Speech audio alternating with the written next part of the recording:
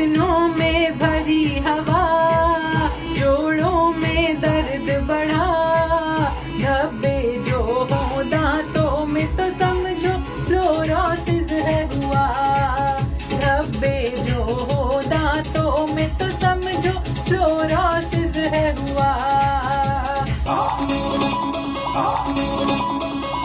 आओ चले हम तुम संग, लड़ने फ्लोरोसिस से जंग, ताकि बीमारी ना कर पाए जीवन के फीके रंग, ताकि बीमारी ना कर पाए जीवन के फीके रंग। फ्लोरोसिस से जंग है लड़नी, फ्लोरोसिस से जंग, फ्लोरोसिस से जंग है लड़नी, फ्लोरोसिस से जंग। अल्फाजे में वाक्य संग, फ्लोरोसिस से जंग, अल्फाजे में वाक्य संग, फ्लोरोसिस से जंग, अल्फाजे में वाक्य संग, फ्लोरोसिस से जंग, अल्फाजे में वाक्य संग, फ्लोरोसिस से जंग, अल्फाजे में वाक्य संग, फ्लोरोसिस से जंग।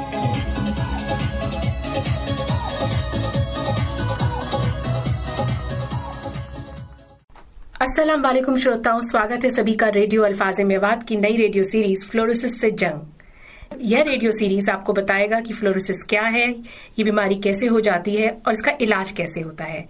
इस नए कार्यक्रम में मेरे साथ हैं श्री ललित शर्मा जी, जो हमें इस बीमारी के बारे में और अधिक जानकारी देंगे। श्री ललित शर्मा जी सहगल फाउंडेशन में जल प्रबंधन से जुड़ी समस्याओं को देखते हैं और उन समस्याओं को किस तकनीक से हल किया जाए उसके बारे में काम करते हैं। तो स्वागत है ललित जी आपका रेडियो अल्फाज़े मेवात में। तो ललित जी, सबसे पहले तो आप अपने बारे में बताइए कि आप कब से जल प्रबंधन का कार्य देख रहे हैं। मैं लगभग आप ये समझे कि 1985 से जल प्रबंधन के कार्य से जुड़ा हुआ हूँ और पिछले 20 साल से लगभग मैं मेवात में जल प्रबंधन के कार्य के ऊपर अपना योगदान देता आ रहा हूँ। जी, तो जैसे कि आज से हम ये नई रेडियो सीरीज शुरू कर रहे हैं ललित जी, फ्लोरोसिस से जंग, तो मैं इसके बारे में आपसे ये बात करना चाहती हूँ कि हम मेवात में अक्सर सुनते हैं लोगों से कि मेरे घुटनों में हवा भर गई है, मुझसे सीधा नहीं खड़ा हुआ जा रहा, चलने में मुश्किल हो रही है। और अगर मैं खासकर बात करूँ छोटे छोटे बच्चों की, यहाँ देखा जाता है कि उनके दांतों पर पीले धब्बे पड़ गए हैं। ऐसा क्यों है? सबसे पहले तो अल्फाज़े मेवात रेडियो को मेरी ओर से बहुत बहुत बधाई कि उन्होंने एक ये बहुत ही अच्छी शुरुआत की है। मेवात में एक फ्लोरोसिस नाम की बीमारी होती है, इसका बहुत ज्यादा प्रकोप है और इस बीमारी में अक्सर शुरुआत होती है दांत के ऊपर पीले धब्बे आने। जो बहुत छोटा बच्चा होता है, जब उसके दूध के दांत निकलते हैं तो उनके ऊपर कोई धब्बा नहीं होता, वो बिल्कुल साफ सुथरे बड़े सुंदर दांत होते हैं। लेकिन जब वो दूध के दांत गिर जाते हैं और नए दांत आते हैं तो अक्सर देखने में आता है कि लगभग 90% बच्चों के दांतों के ऊपर धब्बे आने शुरू हो जाते हैं और ये धब्बे बढ़ते जाते हैं। लगभग आप ये समझिए कि 14, 15, 16 साल तक की उम्र तक ये धब्बे बढ़ते जाते हैं। कई बार ऐसा होता है कि ये धब्बे पीले होते हैं, कई बार उनका रंग और गहरा होता जाता है, थोड़ा भूरा हो जाता है, फिर काला भी हो जाता है। फिर ये धब्बे ही और ज्यादा बढ़ते हैं तो दांत सड़ने लगता है और कई बार तो ये देखा जाता है कि 16-17 साल की उम्र में बच्चे का दांत जो है वो सड़ के गिर जाता है। तो ये एक फ्लोरोसिस बीमारी का लक्षण है। तो 16-17 साल की उम्र में अगर दांत सड़ के गिर जाए फिर दोबारा आने की तो कोई संभावना है ही नहीं? नहीं, उसकी संभावना तो बिल्कुल नहीं है, वो नहीं आता है दोबारा। पर हाँ, कुछ केसेस में ऐसा होता है कि फ्लोरोसिस की वजह से अगर दांत पूरी तरह से निकला नहीं है तो वो दोबारा आ सकता है। लेकिन अगर एक बार पूरा दांत निकल गया है और वो सड़ के गिर गया है तो उसका आने की संभावना कोई नहीं है, ना के बराबर है। और ये घुटनों में हवा भर गई है, सीधा नहीं खड़ा हुआ जाता, अक्सर जब भी मैं आती हूँ मेवात में लोगों से मिलती हूँ तो ये अक्सर सुनने को मिलता है। ऐसा क्यों है?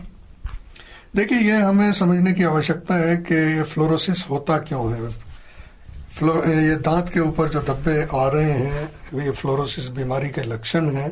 तो शुरुआत होती है कि दांत के ऊपर धब्बे आते हैं और ये बीमारी होने का मुख्य कारण हमारे खाने में, हमारे पीने में फ्लोराइड की अधिक मात्रा का होना है। जब हम कुछ भी खाना पीना करते हैं तो उसमें अगर देखा जाए तो फ्लोराइड की मात्रा अधिक है। मुख्य रूप से पानी के माध्यम से लगभग 80 से 90% तक हम फ्लोराइड जो है शरीर में पानी पीने के माध्यम से ही लेते हैं, और कुछ 20% के लगभग जो है वो खाने के माध्यम से हमारे शरीर में जाता है। और मेवात के अंदर फ्लोराइड की मात्रा पानी में काफी ज्यादा है, जो सुरक्षित मानक हैं उनसे बहुत ज्यादा है, तो उसकी वजह से हमारे शरीर में फ्लोराइड जो है वो इकट्ठा होने लगता है। और फ्लोराइड कैल्शियम के ऊपर अपना प्रभाव डालता है। जहां भी शरीर में उसको कैल्शियम मिलता है वहां वो उस कैल्शियम के साथ जुड़ता है। जी।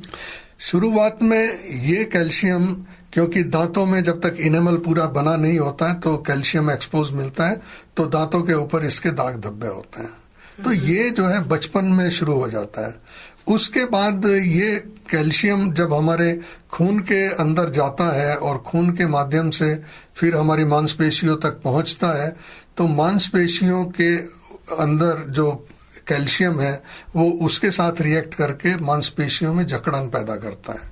और ये जकड़न जो होती है उसी की वजह से हमारे जो जोड़ हैं वो थोड़ा सख्त हो जाते हैं, उसकी वजह से दर्द होता है, सूजन आती है और जोड़ों को चलाने में दिक्कत होती है। खास तौर पे जैसा आपने कहा कि घुटनों में हवा भर जाना, ये उसी का लक्षण है, क्योंकि मांसपेशियों के ऊपर जो है वो फ्लोराइड का जमाव हो गया है और उससे मांसपेशियां पूरी तरह से फ्लेक्सिबल नहीं है और उसमें जकड़न महसूस होती है, सूजन आ जाती है और फिर वो दर्द महसूस होता है।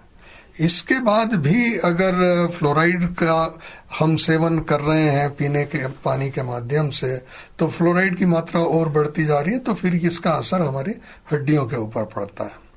और जब हड्डियों के ऊपर इसका प्रभाव पड़ता है तो हड्डियां टेढ़ा होना शुरू हो जाती हैं। कई बार ये होता है कि हमारे जो जोड़ हैं वहां पर इसका प्रभाव जोड़ के ऊपर पड़ा तो जोड़ जाम होने लगते हैं, तो उसका जोड़ का जो मूवमेंट है वो बहुत कम हो जाता है या बिल्कुल खत्म हो जाता है।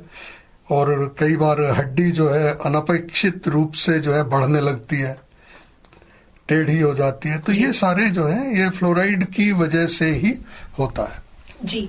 तो मैं ललित जी, जैसे अभी आप हमें बता रहे थे कि ये सारे लक्षण जो है, दांतों पर दाग धब्बे, जोड़ों में हवा भरना, हड्डियों का टेढ़ापन, ये सभी लक्षण जो है पानी में फ्लोराइड की अधिक मात्रा की वजह से होते हैं। तो बार बार हम फ्लोराइड वर्ड जो है यूज कर रहे हैं अपनी बातचीत में, तो हमारे जो सुनने वाले हैं, जो श्रोता है, उसमें से कई श्रोता हो सकता है कोई ऐसे हों जिनको फ्लोराइड क्या है वो मालूम नहीं है। तो फ्लोराइड क्या है, सबसे पहले आप, मुझे लगता है कि इस पे भी थोड़ा सा प्रकाश डालें। देखिए, फ्लोराइड एक प्राकृतिक तत्व है जो कि आप ये समझिए कि जैसे जमीन के अंदर की जो संरचना है उसके अंदर उपस्थित होता है। कई बार जो फैक्ट्रियों से धुआं निकलता है उसमें भी फ्लोराइड गैस के रूप में उपस्थित हो सकता है। पर यह देखा गया है कि इसकी अधिक मात्रा जो जमीन के अंदर, जमीन की जो संरचना है उसमें ही होती है। और वहां से जब जमीन के अंदर पानी होता है वो उसमें पानी में घुल जाता है और वहां से वो पानी के माध्यम से हम तक पहुंचता है। जी। और ये फ्लोराइड जो है, अगर हम ये देखें कि खेती में वो पानी इस्तेमाल हो रहा है तो कई बार जो खेत में पौधा है वो भी इसको फ्लोराइड को एब्जॉर्ब कर लेता है, तो उसके माध्यम से भी ये फ्लोराइड जो है हमारे खाने पीने में आता है। जी। तो कुल मिला के हम ये कह सकते हैं कि इसकी अधिकतम मात्रा तो जो हम पानी का सेवन करते हैं उसके माध्यम से आती है और बाकी कुछ खाने पीने के माध्यम से भी आता है। और ये एक प्राकृतिक तत्व है। अगर हम पूरे भारतवर्ष की बात करें तो एक बहुत बड़े हिस्से में इसका पाया जाना देखा गया है। और मुख्य रूप से अगर हम बात करें तो हरियाणा, राजस्थान, आंध्र प्रदेश, छत्तीसगढ़, तेलंगाना, कर्नाटक, ये हॉट स्पॉट है जहां ये बहुत ज्यादा पाया जाता है, फ्लोराइड अधिक मात्रा में पाया जाता है। जी हाँ। तो ऐसे कौन कौन से खाद्य पदार्थ हैं या फिर मैं कहूँ पेय पदार्थ हैं जिसमें कि फ्लोराइड पाया जाता है? देखिए, खाने की अगर बात करें तो खास तौर पे काला नमक जो है उसके अंदर ये काफी अधिक मात्रा में होता है। जी। चाय के अंदर अधिक मात्रा में होता है। सुपारी या गुटखा, तंबाकू, इनके अंदर भी बहुत मात्रा में पाया जाता है। सुपारी के अंदर तो काफी ज्यादा होता है। तो कई बार क्या होता है कि फ्लोराइड, हम जो टूथपेस्ट इस्तेमाल करते हैं उसमें भी फ्लोराइड होता है। तो हम ये देख सकते हैं कि जो टूथपेस्ट हम इस्तेमाल कर रहे हैं उसमें फ्लोराइड है या नहीं। तो जो फ्लोराइड युक्त टूथपेस्ट है उसका हमें इस्तेमाल नहीं करना चाहिए। तो अब ललित जी, जैसे आप कह रहे हैं कि टूथपेस्ट में भी फ्लोराइड होता है, तो हमारे श्रोता जो है वो कैसे जाने कि इस टूथपेस्ट में फ्लोराइड है? आप देखेंगे कि टूथपेस्ट की जो ट्यूब होती है उसके ऊपर साइड में एक निशान लगा होता है। वो काले रंग का हो सकता है, लाल रंग का हो सकता है, हरे रंग का हो सकता है या नीले रंग का हो सकता है। तो मैं आपको सुझाव दूंगा, जो काले रंग का या लाल रंग का निशान जिस ट्यूब के ऊपर लगा हुआ है उसमें फ्लोराइड होने के चांसेस अधिक हैं, और जो हरा रंग या नीला रंग है उसके अंदर फ्लोराइड नहीं होता। जी। तो आप उन टूथपेस्ट को इस्तेमाल ना करें जिनमें कि काला या लाल रंग का निशान लगा हुआ है। जी। एक से जैसे आपसे बात करते करते एक नया सवाल जहन में आ रहा है ललित जी, कि जैसे आप कह रहे हैं कि टूथपेस्ट में होता है फ्लोराइड, क्या कोई दंत मंजन जो होते हैं, जैसे हम बचपन से सुनते आ रहे हैं दंत मंजन या किसी और तरह के दंत मंजन जो मार्केट में है, क्या उनमें भी फ्लोराइड होता है? हाँ, कुछ दंत मंजन के तौर पे हम लोग गुल कहते थे उसको, उस तरह की चीजें इस्तेमाल करते हैं जिसमें तंबाकू होता है। जी। तो उनको अगर छोड़ दें तो बाकी दंत मंजन में नहीं होता है। बाकी दंत मंजन प्राकृतिक रूप से बनाए जाते हैं, वो केमिकल्स नहीं होते उसमें। जी। लेकिन अगर कोई केमिकल वाला दंत मंजन है तो उसमें चांसेस हैं कि फ्लोराइड हो, पर जो प्राकृतिक तत्वों से, जड़ी बूटियों से बनाए गए दंत मंजन है उसमें चांसेस बहुत कम हो जाते हैं। तो श्रोताओं, ललित जी की बात से ये तो पता लग गया कि टूथपेस्ट खरीदते समय जो पीछे मानक रहते हैं, जो लिखा रहता है कि क्या क्या डला है इस टूथपेस्ट में, उसको पढ़ के खरीदें। उसको पढ़ें, और साथ ही उस पे अगर नहीं आप पढ़ सकते हैं, क्योंकि ये लोग बहुत ही छोटा छोटा लिखते हैं तो पढ़ने में भी नहीं आता, तो उसके ऊपर एक निशान लगा होता है, बारीक पट्टी सी होती है छोटी सी, उसको देख लें कि वो किस रंग की पट्टी है। अगर वो पट्टी काले रंग की या लाल रंग की है तो मैं सलाह दूंगा कि उसका इस्तेमाल ना करें। जी। तो ललित जी, जैसे कि अभी ऐसे खाद्य पदार्थ हमें और बताइए कि हम क्या खाएं जिसमें हमें मतलब कि फ्लोराइड, अगर किसी को हो गया, फ्लोरोसिस बीमारी हो गई है, तो उससे बचा जा सके। ये बहुत अच्छा सवाल है, क्योंकि देखिए पानी के अंदर फ्लोराइड है और उसको अलग करने की तकनीक जो है वो बहुत ही सोफिस्टिकेटेड है और सब जगह उपलब्ध नहीं है। तो पानी के अंदर जो फ्लोराइड है वो तो हम तक आएगा ही। तो हमें इसका बचाव अपने खान पान के माध्यम से करना पड़ेगा। जी। तो उसके लिए हमें अपने खान पान में कुछ ऐसी चीजों का समावेश करना पड़ेगा जिसमें कि कैल्शियम, विटामिन सी, मैग्नीशियम, ये 3 चीजें जरूर हों। जी। और अगर देखा जाए तो ऐसे बहुत कम पदार्थ हैं जिसमें कि कैल्शियम, मैग्नीशियम, विटामिन सी और प्रोटीन ये सब उपलब्ध हो।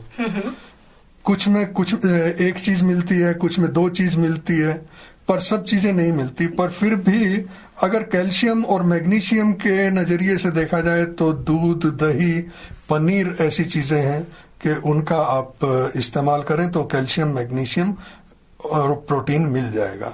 लेकिन उसमें विटामिन सी नहीं होता। तो विटामिन सी का अगर देखा जाए तो फिर ये नींबू, आंवला, इमली और हरी मिर्च, इन चीजों में विटामिन सी आपको मिल जाता है। तो इनका भी इस्तेमाल करना चाहिए, क्योंकि अगर विटामिन सी की शरीर में कमी है तो वो कैल्शियम और मैग्नीशियम का उतना एब्जॉर्ब नहीं कर पाएगा शरीर। तो विटामिन सी भी चाहिए। पर हमें कुदरत ने एक ऐसा उपहार दिया है जो हमेशा हम लोगों को बिना किसी कीमत के बड़े आसानी से उपलब्ध है, और उसमें चारों चीजें कैल्शियम, मैग्नीशियम, विटामिन सी और प्रोटीन ये तो हैं ही, इसके साथ साथ जैसे आयरन है वो भी उसके अंदर है, और दूसरे खनिज भी उसमें उपलब्ध होते हैं, और ये सब हमें बहुत सारी बीमारियों से बचने में सहायक होते हैं। और वो चीज है सहजन की पत्ती। जो सहजन की पत्ती, सहजन पेड़ होता है जिसको आप आमतौर पे यहाँ पे सौंजना बोलते हैं, सौंजने की पत्ती के अंदर बहुत सारे तत्व ऐसे मौजूद हैं जो हमें बीमारियों से बचाते हैं, और खास तौर पे फ्लोरोसिस है, जो ये आज हम चर्चा कर रहे हैं कि दांत पे धब्बे हैं या जोड़ों में हवा भरना है, ये बीमारी है, या फिर हमारे मेवात में एक दूसरी बीमारी और बहुत ज्यादा है कि खून की कमी जी। खास तौर पे अगर हम महिलाओं की बात करें तो उनमें खून की कमी अक्सर करके पाई जाती है। उनका आप देखेंगे कि चेहरा पीला पड़ा रहता है, या और शरीर में मतलब खून की कमी के जो और लक्षण होते हैं वो सब मिलते हैं। और उन सब को बचने के लिए अगर हम सहजन की पत्ती का प्रयोग करें तो ये बहुत ही अच्छा उपाय है। इससे न केवल आप इन बीमारियों से बच सकते हैं, बल्कि अगर किसी को ये बीमारी है तो ये उसके इलाज में भी बहुत कारगर सिद्ध हुई है। तो कहने का भाव आपका ये है कि अगर मान लो दूध, दही, पनीर अगर हम किसी वजह से नहीं खरीद पा रहे हैं तो सहजन की पत्ती का खाने में प्रयोग करें। जी हाँ, बिल्कुल यही है ना। तो मतलब सहजन की पत्ती को कैसे इस्तेमाल करें, श्रोताओं को ये भी बताइए। सहजन की पत्ती को इस्तेमाल करने के लिए सबसे अच्छा तरीका तो ये होता है कि आप सहजन की पत्तियां पेड़ से तोड़कर और उसको छाया में सुखा लें। जी। छाया में सुखाने के बाद उसका चूरन बना लें, उसको पीस लें, और उसको 1 चम्मच छोटे वाला जी वो सुबह और 1 छोटा चम्मच शाम को पानी के साथ खा लें तो वो अपना काम कर देगा इतने से। पर कई बार क्या होता है कि जब तक हमारी सूखी हुई पत्ती तैयार होती है, सूखने में टाइम लगता है, तब तक हम ये कर सकते हैं हरी पत्तियां लेके उसको अपनी दाल सब्जी में डाल के खा सकते हैं। दाल सब्जी बना रहे हैं उसके बीच में थोड़ी हरी पत्ती भी डाल दो जी। या फिर ये भी कर सकते हैं कि उसकी चटनी बना ली जाए। कई लोगों को वो चटनी बड़ी स्वादिष्ट लगती है, तो उस तरह से भी उसका प्रयोग किया जा सकता है। इसके साथ साथ सहजन की जो फलियां होती हैं उसमें जो बीज लगते हैं उनको भी खाया जा सकता है, पर सहजन की पत्ती में जितने गुण हैं उससे थोड़ा कम मिलते हैं फलियों में या उसमें, पर वो भी असरकारक हैं जी। तो मैंने कहा कि सबसे अच्छा ये है कि आप पत्तियों को सुखा लें और उसको पीसकर उसका चूरन बना लें, 1 चम्मच सुबह 1 चम्मच शाम, और पानी के साथ खा लें। ये तो बहुत अच्छा आपने बताया ललित जी कि कहने का मतलब ये है कि सहजन की पत्ती खाओ और बीमारियों को दूर भगाओ। अरे वाह, बहुत अच्छे। तो दूध, दही, पनीर और ये सब गुड़, तिल, ये सब खाने के साथ साथ अगर सहजन की पत्ती भी खाएं तो बहुत ही बढ़िया है। इसमें गुड़ का आपने जिक्र किया, ये बहुत अच्छी बात है। गुड़ और तिल का कॉम्बिनेशन बहुत अच्छा होता है, लेकिन एक चीज थोड़ा ध्यान में रखने वाली है कि तिल, अगर साबुत तिल गुड़ के साथ मिला के हम खाते हैं तो हमारा शरीर तिल से जो पदार्थ उससे मिलने चाहिए वो नहीं निकाल पाता है। तो तिल को कभी भी आप गुड़ के साथ या कैसे भी खा रहे हैं तो अच्छा तरीका ये होता है कि तिल को थोड़ा कूट लिया जाए। तिल जो है वो थोड़ा टूट जाना चाहिए, उसका सीड कवर जो है, तो फिर उसके बाद वो शरीर में जाके अपने तत्व रिलीज करता है और शरीर को उसका फायदा मिलता है। बिल्कुल। तो ललित जी, अब कार्यक्रम को समाप्त करने का समय आ गया है, तो मैं चाहती हूँ कि चलते चलते कार्यक्रम के अंत में आप हमारे श्रोताओं को कोई ऐसी टिप या कोई खास संदेश देना चाहेंगे आज के कार्यक्रम से संबंधित? तो मैं तो एक ही संदेश दूंगा कि अगर आपने फ्लोरोसिस ही नहीं और बीमारियों से भी, बहुत सारी बीमारियों से बचना है तो सहजन की पत्ती खाओ और बीमारियां दूर भगाओ। बहुत अच्छी बात है। तो धन्यवाद ललित जी, और धन्यवाद अल्फाज़े मेवात का। धन्यवाद। तो श्रोताओं, मुझे उम्मीद है कि आज जो ललित जी ने हमें इतनी अच्छी जानकारी दी है फ्लोरोसिस बीमारी से और फ्लोराइड को हम अपने खाने में कैसे कम कर सकते हैं, इस जानकारी का हम अधिक से अधिक लाभ उठाएंगे और इसको अपना यूज में लाएंगे सहजन की पत्ती को।